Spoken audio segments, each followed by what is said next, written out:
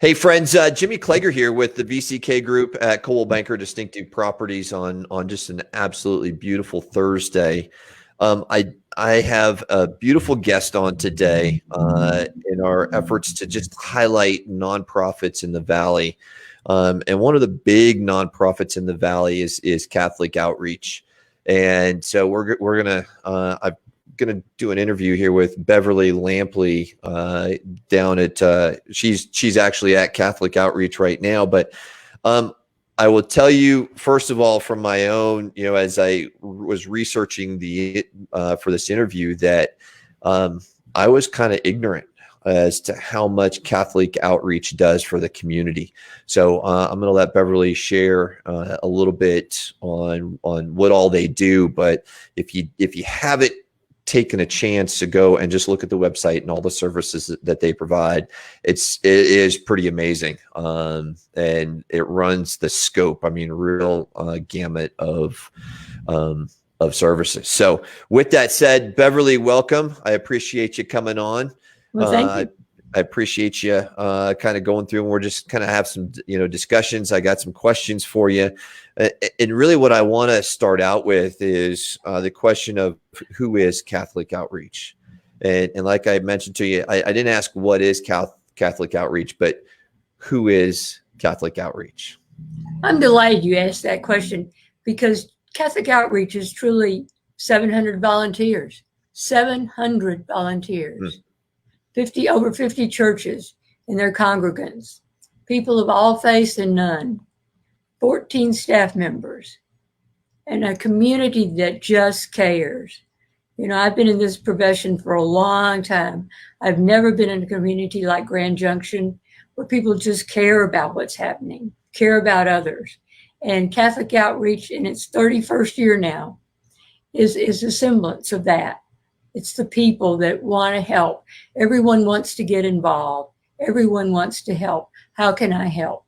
That's Catholic Outreach. So you guys are really just the hub. Yeah, we are. We have 12 core programs, and each staff member is responsible for one program. But 700 volunteers make things happen. We have volunteer interviewers, volunteers who cook in the soup kitchen, volunteers at the day center, people that sort clothes here. The volunteers are the lifeblood of Catholic Outreach. Amazing. So, and that was going to be my next question of the services that you provide, and there are a whole bunch, and they run the gamut from clothing to providing food services to providing books to young kids. Financial services. I think that's one of the things I think you're going to touch on, but highlight a couple, 2 or 3 of those, that you want folks to know about here in the community. Okay. First, I'd like you to know that last fiscal year, over the lives of over 38,000 citizens in Grand Junction in Mesa County were touched by the services of Catholic Outreach in one way or another. 38,000. In this time, we have 12 core programs, but there are 3 that are really of interest now, with the COVID virus attacking not only individuals in their bodies, but our economic structure, our jobs, our livelihoods. So there are 3 that really, rental assistance. If you're without a job and you need rental assistance, we've been able to acquire extra dollars for COVID-19 individuals, victims, either economically or physically, to help with those rentals, to help with mortgages even. Mortgage assistance is really hard to come by. And we have that. The second thing is food. I don't know how many people realize we have a hunger problem in Mesa County before we ever heard about COVID. For at least 5 years, the Hunger Alliance, of which I'm on the steering committee, has been active in trying to bring food resources to educate people about the hunger problem in Mesa County. We have an emergency food pantry, and then we have our soup kitchen. Last year, over 8,000 people were fed out of this tiny little food pantry. Say that number again for me. 8,000. Over 66,000 meals were served in our soup kitchen. Normally, in normal days, we have this pantry is stocked with staples, peanut butter, tuna fish, soup, those things. It'll last 10 days, 2 weeks. Now we're lucky if it lasts 3 days. Wow.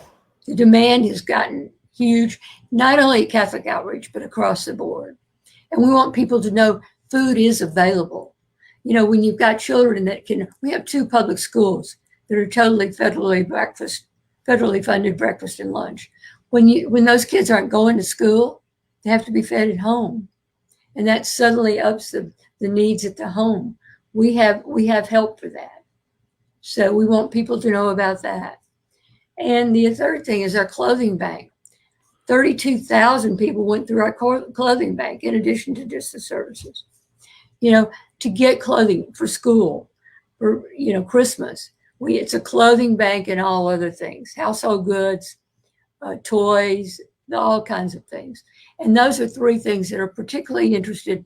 There are people that are going through a tough time just because of COVID. Wow. Okay. So I want to touch back onto the food. The food bank is where you're seeing a huge need. We're seeing a huge need both in the food bank and the food pan in the soup kitchen. And the soup kitchen. Yeah. So for the food bank, is that non-perishable foods? Right. Okay. Right. Canned things, as I say, soup, tuna fish, canned vegetables, canned fruits. We get bread donated to the soup kitchen, which comes over to the food pantry. We can use those. We get produce that sometimes we have excess from the soup kitchen. We can have that for our food boxes. But those are the core things. Okay. And what we do, we take the family size, prepare a box for 3 meals for 3 days for each of the participants in the family. Okay. Food box. Say it again. Food box prepared for 3 days. 3 days. 3 meals a day for the number in the family, the number in the household. And those can be requested every 30 days. Okay. So every 30 days, somebody could come in and get one of those, get one of those boxes. Right. Okay. Does that seem to be, 30 days seems to be a long time between requesting? Well, it is. Yeah. But you also need to know there are 32 other food pantries in Mesa County. We're the only one that operates steadily year-round, Monday through Friday, 9 to noon. Okay. Others are more sporadic. Okay. And so the need there is not only to fill the pantry, but you also have volunteers that are down there putting the boxes together for folks. Right. Amazing. Okay. So we've talked about 3 big things: rental assistance, mortgage assistance. That addresses the financial challenges that folks are meeting during this COVID-19. The food shortage, not only within the food pantry, but also the soup kitchen. So both, need to help out. Okay, I'm going to go back. Need to help out financially. Need to help out by providing food and stocking those pantries. And time, volunteer. And time. Volunteer. Okay. Yeah. And then the clothing bank, which I find because we go through clothes, and so we've got gently used clothes, and we've been taking them to other places, and so now knowing this, I'm going to start rediverting where we drop off these things. So and people should know, too, the donations that come to us, people can come in and make a selection. They can come in once every 7 days and take what they want, what they need. There's no charge at all for them. No vouchers needing, nothing. This is a donation to us. It's a donation to them. That's awesome. That's awesome. Okay. So we've kind of answered my question of where's your greatest need right now. And so I think you've just highlighted 3 of them. So let's go into a little bit more of the mechanics behind some of these things. So if folks want to provide a monetary assistance for, rental mortgage assistance, is there a way to do that? How do they do that? Sure.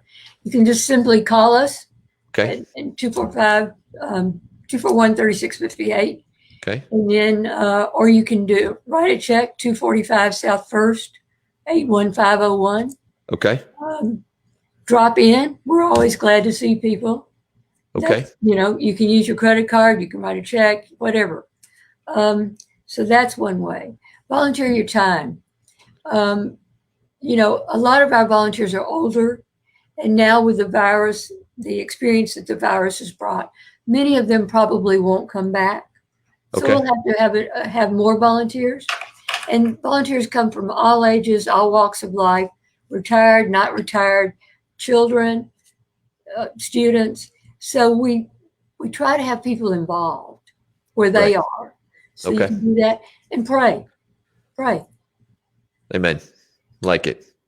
So as far as COVID-19 safety protocol, I'm just going to make the assumption that you require the masks, you have gloves, Right. And so you're taking all of those active protocols for anybody who wants to come down and volunteer. Right.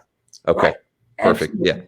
And I figured that it's kind of a no-brainer. I know folks have been really focused on that kind of stuff, but I wanted to say that to you. So, okay. I want to shift gears a little bit because I want you guys do a yearly fundraiser. This is the only fundraiser that you do for the whole year. Right. And it's called Empty Bowls. Right. Share with us a little bit more about Empty Bowls. Empty Bowls, and this is our 25th year of Empty Bowls. It's the second Saturday in October, so we're fingers crossed, prayers raised, that we'll be okay by then. But this is where about 50 potters, local potters, make bowls that they donate to Empty Bowls, 1,000 bowls. We sell 1,000 tickets. Goodness. And area restaurants, 60 of them, will prepare soups, and they'll bring them in and donate the soup to us. We have restaurants that donate breads and cookies and pastries. Instrum's always comes with chocolate. Love and it. So the Evergreen String Quartet is involved. And here again, 100 volunteers manage and plan this. It's an event. In our 25th year, we have children now who are bringing their children. It's a family event. We've held the ticket price to $25, 12 and under with a parent or a ticketed adult, eat free. We decorate it. There's beautiful music outside while people are standing in line. And that has meaning too, because every day when people come to the soup kitchen, they stand in line. And when they come to the soup kitchen, we don't ask their names. We don't ask how much they money.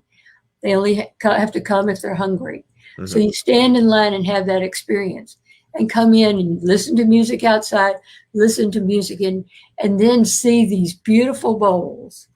And you get to select a handmade bowl from these 1,000 bowls and go in and select soups, gourmet soups. We had 62 kinds of soup the last time. Oh, goodness. Different kinds. Okay. And we'll just participate and then have sweets with the Evergreen String Quartet. It's a wonderful event, a very community event. Right.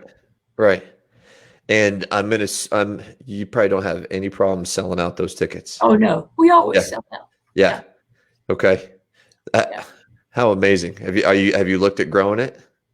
We're at the point where we can do this well. Yeah. One thing about Catholic Outreach, and we build housing too for homeless. Right. Everything we do is done with respect to people that are going to use it. We can manage 1,000 people. Okay. 1,000 bowls. Right. Maybe not so well more than that.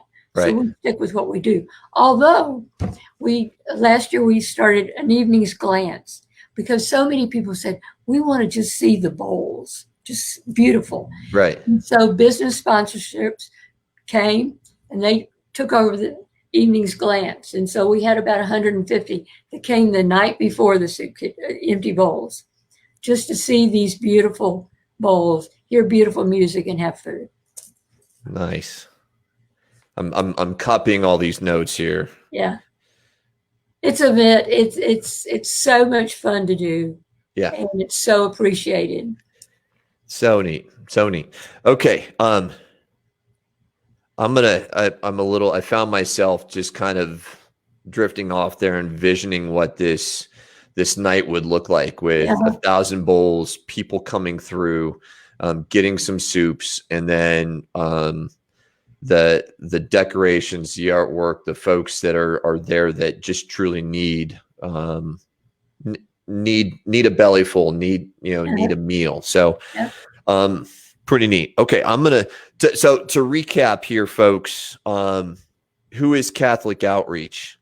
What do you say? 700 volunteers 700 volunteers. that make this thing go. Yeah.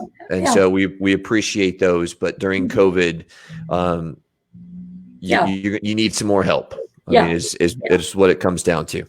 The three biggest places you need assistance right now is financial assistance to help folks with their rent and their mortgage, filling the pantries of the food pantry, and then the soup kitchen, and then clothing for the clothing bank. Right.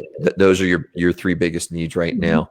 And what should probably be number one, all that is just straight up prayer. And we should put that on the top of the list. So pray for Catholic Outreach, pray for what they do, pray for the people that they serve. This COVID-19 is not, it doesn't care. It doesn't matter. It doesn't, there's no demographic. It has been hitting everybody. So, and then be looking for the empty bowls here in the fall. I know I'm going to be looking for it this year. It's going to be a pretty special thing. So Beverly, we appreciate you coming on. We appreciate you sharing. CatholicOutreach.org is where they can reach you. The number right there is Catholic Outreach 970-241-3658. They can extension 106 is your extension, direct. Right. And then 245 South First Street. Now, is that where the food? Is that where they would bring food? Is that where they bring clothing? It's all right there at that location. Okay, fantastic. Yep. Well, I appreciate you coming on. I will give you the last word. Well, thank you for asking and allowing us to tell the story, because we need our community. We are our community. We need each other. We're going to get through this, just as we've gotten through other things. But we so appreciate this community. Right. Great.